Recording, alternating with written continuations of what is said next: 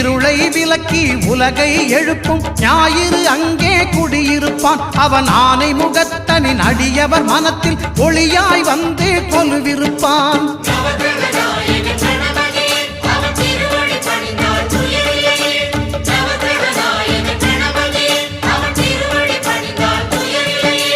ஒன்பது கோளும் ஒன்றாய் காண அங்கு கற்பகம் என்னும் கடவுளின் மெய்யில்